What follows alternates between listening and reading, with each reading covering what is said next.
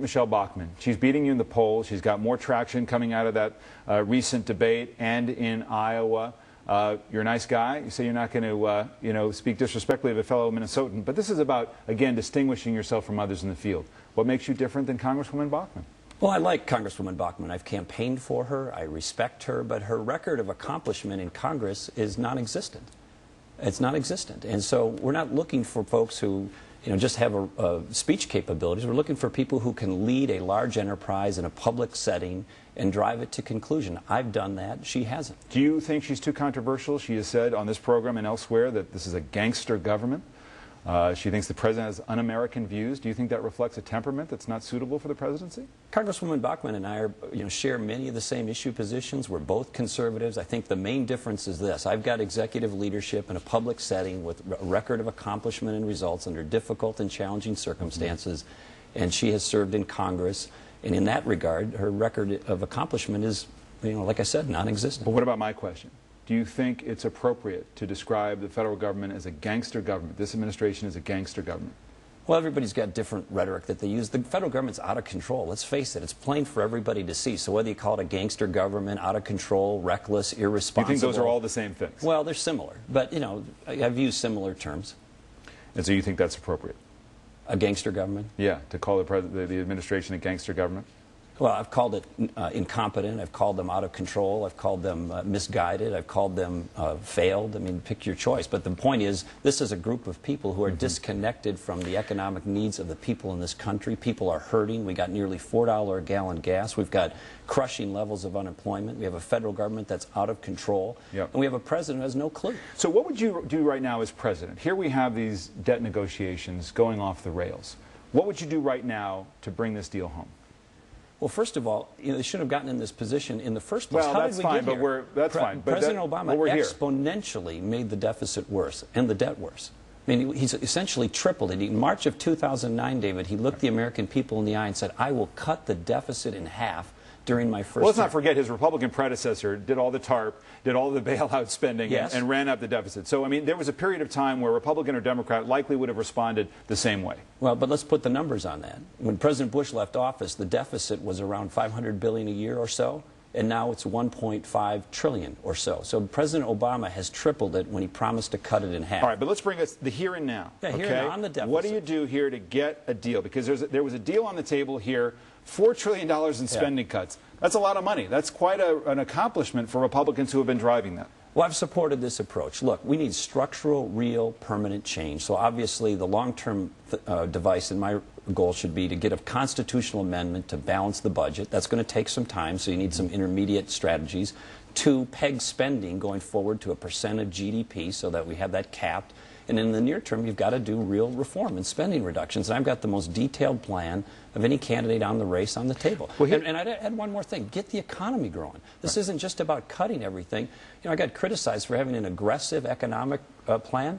We need an aggressive economic plan. We have to get this economy growing if we're going to get out of this hole.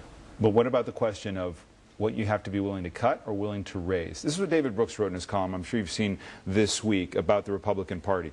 The struggles of the next few weeks are about what sort of party the GOP is, a normal conservative party or an odd protest movement that has separated itself from normal governance, the normal rules of evidence, and the ancient habits of our nation.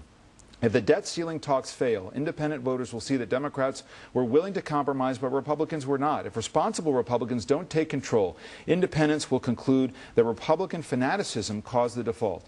They will conclude that Republicans are not fit to govern, and they will be right. Well, with all due respect to David Brooks, this is not the time for Rockefeller republicanism. We've got a country that is sinking. We've got a country that is on the verge of a crisis in this debt ceiling issue, and that's just one symptom of much larger problems. And so if the answer is to just split the difference with the Democrats and be for tax increases, be for more spending, but just a little less than the Democrats, that's not what I believe. But that's what but that is not factual. That's not the deal on the table. There was an opportunity for $4 trillion in spending cuts, a few $100 billion in terms of revenue increases, but there is this purity test, which is no tax increases, no revenue increases at all. The Treasury Secretary says that's just not a balanced approach. Is that good governing for Republicans who control the House to say, sorry, no tax increases, period, even when they're looking at getting potentially $4 trillion in spending cuts. Well, David, we don't know what the deal was because we haven't seen the details. But if you look at how we got in this mess, and you look at the growth of the private economy, and you look at the relative growth of government spending versus the growth in tax revenues, the revenues are not what's out of balance. It's the spending that's out of balance. You can't be a fair-minded person and say, look at this thing over the last 10, 20 years and say that it is the revenues that have somehow not kept pace with the private economy. What's happened is government spending has gone up way beyond that. That's how we got in the hole. But, so you have to define balance in context. All right, but are you saying, would you be open to any revenue increases if it would help you get a deal on the scale of trillions of dollars of spending cuts? The United States federal government is not under tax. It spends too darn much. So your answer is no, you would not entertain that. We shouldn't raise taxes. So even if it means that the debt ceiling is not raised? That's the approach I took in Minnesota. We have to draw the line in the sand. That's why I shut down government You're in willing Minnesota. to face the credit rating dropping and the catastrophic effects that the Treasury Secretary describes? What I'm willing to do is tell the President of the United States that if he wants the debt ceiling raised, then he should do those things I described earlier. And he's the one who should slow down the spending and get the thing back under control. The reforms that I mentioned earlier are the right reforms, and there's no objection to them in terms of the President's willingness or desire, I should say, to do those. I mean, he won't do them, but why is he opposed to a constitutional amendment to balance the budget? Why would he be opposed to that? Why would anybody be opposed to that?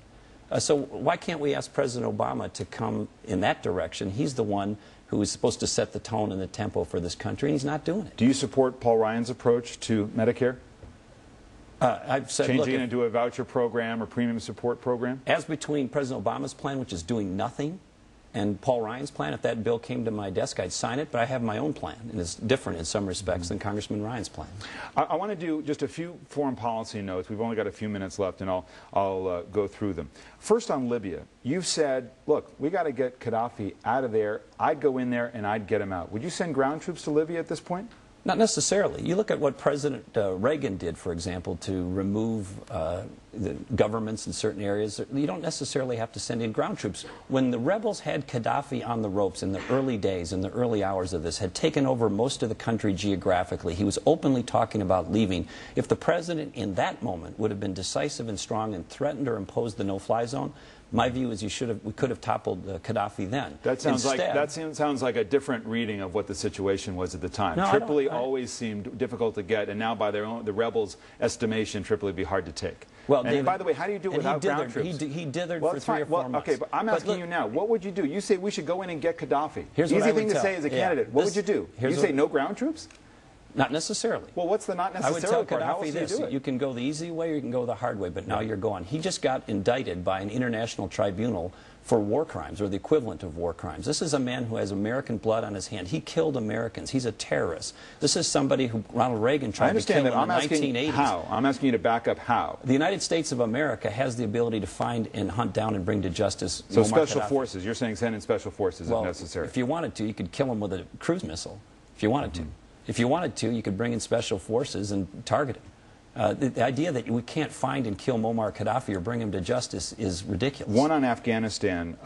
Defense Secretary Panetta was in Afghanistan. He said this: I'm convinced that we're within reach of strategically defeating al-Qaeda. Do you agree? Well, the person who said that is somebody who's got a lot of knowledge, so I'd give that deference. But you look at Afghanistan, for example. That's a big accomplishment, is it not? Yeah, sure it is. Do you give credit to President Obama for how he's taken on al-Qaeda? Well, he's made some good decisions in that regard. Finding and killing bin Laden was a good decision, good leadership action. But we still have a lot of work to do. This is going to be a multi-year, multi-decade commitment, and it's not